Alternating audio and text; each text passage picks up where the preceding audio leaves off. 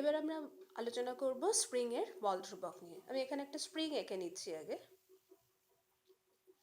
Spring এর নিচে একটা ওজন চাপানো আছে যেটা এফ বল প্রয়োগ করছে স্প্রিং এর ওপরে, এবং তার ফলে স্প্রিং এর একটা দৈর্ঘ্যের প্রসারণ ঘটছে। আমি দৈর্ঘ্য প্রসারণটা পাশের চিত্রে আঁকছি।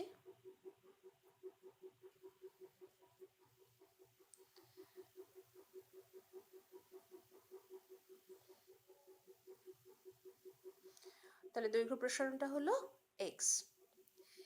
এই যে এফ বল প্রয়োগ হচ্ছে এবং তার জন্য এক্স যে দৈর্ঘ্যের প্রসারণ হচ্ছে, হুকের সূত্র অনুযায়ী কি হবে?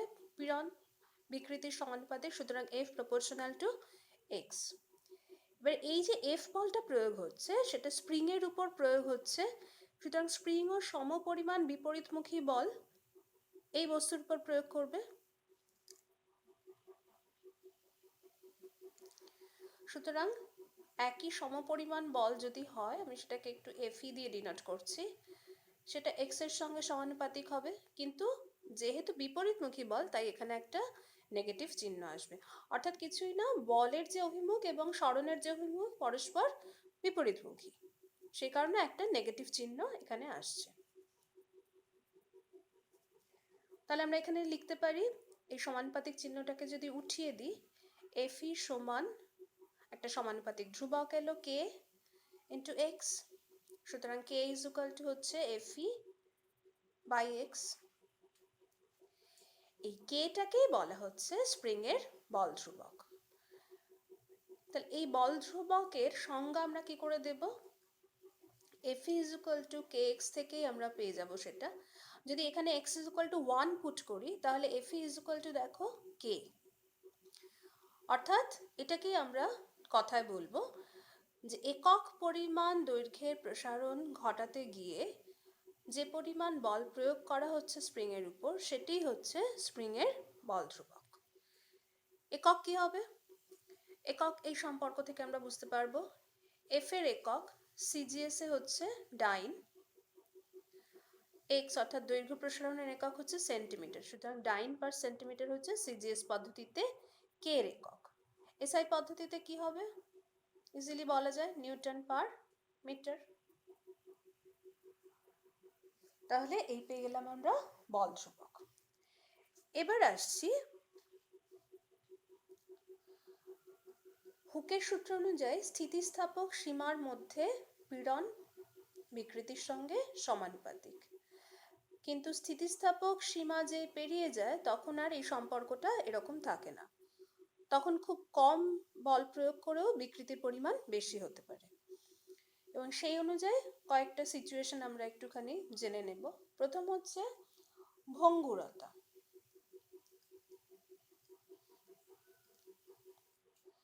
ভঙ্গুরতা কি?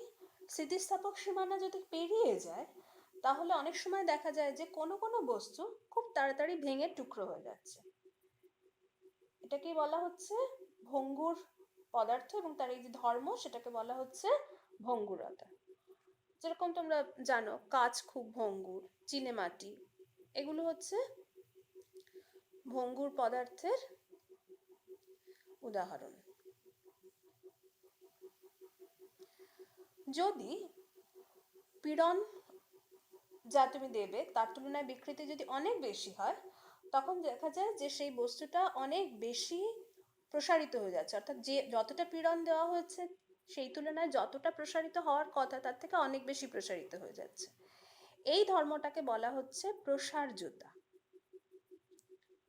অর্থাৎ কম পীড়নেও বেশি প্রসারিত হবার ক্ষমতা। এই ধর্মটাকে কাজে লাগিয়ে অনেক সময় কোনো একটা পদার্থকে টেনে টেনে সরু সরু করে তারের মতো তৈরি করা হয়। সোনাতে এই কাজটা খুব করা হয়, এবং এই সোনার এই ধর্মটা রয়েছে বলেই যারা স্বর্ণকার শিল্পী তারা সরু সরু তারের কাজ করতে পারে। নমনীয় নমনীয় এবং প্রসার্য বলেই কিন্তু এটা হওয়া সম্ভব। সোনা ছাড়াও রূপাতেও এটা হয়, তামা বা অ্যালুমিনিয়াম সেটাতেও হয়। এছাড়া আর একটা ধর্ম যেটা আগে আমরা বলেছি, উল্লেখ করেছি, সেটা হচ্ছে নমনীয়তা। নমনীয়তা হচ্ছে যে পীড়ন যদি শূন্য হয় তা সত্ত্বেও বস্তুর আচরণ যদি নমনীয় হয় তাহলে সেটাই হচ্ছে নমনীয়তা, অর্থাৎ তার বিকৃতি থাকবে, পীড়ন শূন্য হলেও তার একটা স্থায়ী বিকৃতি থাকবে, সেটাই হচ্ছে নমনীয়তা। এই নমনীয়তাটাকে আমরা যে কোনো ভাস্কর্যতে দেখতে পাই, সেটা প্লাস্টার অফ প্যারিস হতে পারে বা মাটি দিয়ে তৈরি যে সমস্ত মূর্তি, সেসবের ক্ষেত্রেও কিন্তু আমরা এটা দেখতে পাই। অর্থাৎ ছাঁচ অনুযায়ী যা কিছুই করা যাবে, ছাঁচে ঢেলে দেওয়া যাবে যা কিছু, সেটাতেই আমরা কিন্তু এই ধরনের নমনীয়তা যে গুণ সেটা পরিলক্ষিত হয়। আর স্থিতিস্থাপকতাটা যে পড়লাম, তার তো একটা অ্যাপ্লিকেশন থাকবে, দৈনন্দিন জীবনে এর বেশ কিছু ব্যবহার আছে। এই ব্যবহারে আমরা যে কোনো কিছু আমাদের থাকা, যে বাড়িতে রয়েছি সেই বাড়ির যে স্ট্রাকচার, যে কোনো ব্রিজ, রাস্তা, সব কিছু স্ট্রাকচারে যে সমস্ত মেটেরিয়াল ব্যবহার করা, যে সমস্ত জিনিসপত্র ব্যবহার করা হয়, তার প্রত্যেকটি স্থিতিস্থাপকতা আলাদা আলাদা করে সিভিল ইঞ্জিনিয়ারিংয়ে যখন পড়ানো হয়, এগুলো সম্পর্কে আলাদা আলাদা করে তাদের নলেজ দেওয়া হয়। যদি কোনো বস্তুর স্থিতিস্থাপকতা সম্পর্কে কোনো আইডিয়া না থাকে, তাহলে কখনোই একটা স্ট্রাকচারে যে সমস্ত জিনিসপত্র দেওয়া হচ্ছে সেগুলো ক্যালকুলেট না করে ওই স্ট্রাকচারটা দাঁড়াতে পারে না। সুতরাং স্থিতিস্থাপকতাটা জানা খুব জরুরি। যেমন ধরো বিভিন্ন কলকারখানায় ক্রেন ব্যবহার করা হয়, সেই ক্রেনে যে দড়ি থাকে, দড়ি মানে সাধারণ দড়ি না, ইস্পাতের দড়ি থাকে, সেটাকেও কিন্তু তার ব্যাস কি হবে সেটাও কিন্তু তার স্থিতিস্থাপক যে সীমা, তার ভিত্তিতে ক্যালকুলেট করা হয়, ক্যালকুলেট করে তৈরি করা হয় রীতিমতো অঙ্ক কষে। এই সব কিছুতেই যা কিছু বললাম, এই যে সিভিল ইঞ্জিনিয়ারিংয়ে যে যার কথা বললাম, যে স্ট্রাকচার যে দাঁড়িয়ে থাকছে, সেখানেও স্থিতিস্থাপকতা ক্যালকুলেট করতে হয় যে যেগুলো ব্যবহার করা হচ্ছে সেগুলো কতটা দৃঢ়তা দেবে কোনো স্ট্রাকচারকে, বা তার কতটা স্থিতিস্থাপকতা থাকবে। এক্ষুনি প্রসার্যতার কথার ব্যাপারে সোনার উপর কথা এলো, যে কোনো স্বর্ণ শিল্পে সোনার যে নমনীয়তা, এটাকে কাজে লাগানো হয় অলংকার শিল্পে। প্রয়োজন মতো যদি অন্য খাদ মেশানো হয়, তাহলে অঙ্গটা তৈরি করে অন্য অন্য ধরনের স্ট্রাকচার এখানে দেওয়া যায়। এই হচ্ছে মোটামুটি ব্যবহার। তোমরা বই অনুযায়ী, বারবার বলছি আমি, টেক্সট বই অনুযায়ী ভিডিওগুলো ফলো করো, তাহলে একটা ফলাফল পাবে। সরাসরি ক্লাসের যে সুবিধা থাকে সেই সুবিধা এখানে নেই, কিন্তু কিছু করার নেই, আমাদের এই পরিস্থিতিতে আমাদের এইভাবেই করতে হচ্ছে। আশা করি তোমরা ভিডিওগুলো দেখছো, দেখে তোমাদের কাজে লাগছে। না কাজে লাগলে শুধু শুধু ভিডিও তৈরি করবার মানে থাকবে না।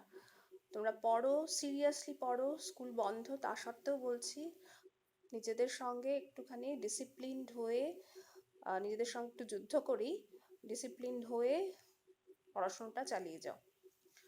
সবাই ভালো থাকো, আজকে আমরা এখানেই শেষ করছি।